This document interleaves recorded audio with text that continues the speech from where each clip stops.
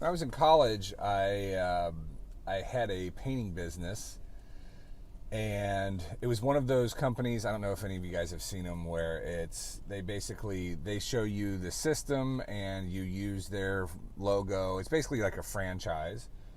And I painted my first summer there. I painted 33 houses in a summer as a college kid.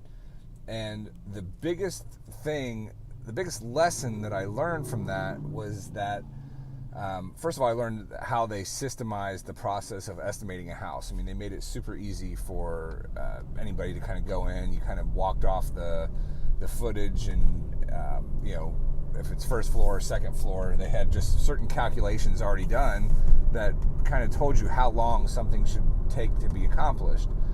And that was a really important thing for me to learn, because I've always since then been a big believer in systems. Like, you can systemize this stuff to kind of teach anybody how to do what it is that you do. There's certain things that you do, whether you take the time to write them down or not is a whole nother story. But the biggest advantage that they gave me, that I see a lot of tradespeople get stuck in, is when we went into that, we were not to be the people who were doing the production.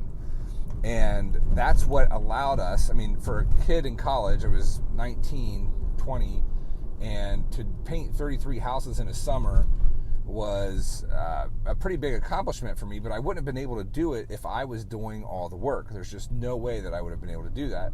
My job was to go in as I was the wrangler, I was the manager, and making sure that people were where they needed to be, where the materials were where they needed to be, making sure I had to train my crews and all that kind of fun stuff. So it wasn't the actual doing the painting that was my job. I was being the business owner. And that was a really good experience for me, and it's something that I see that a lot of tradespeople kind of come in from another angle, and they fall into this trap of not being able to grow their business because they're tied directly to the production.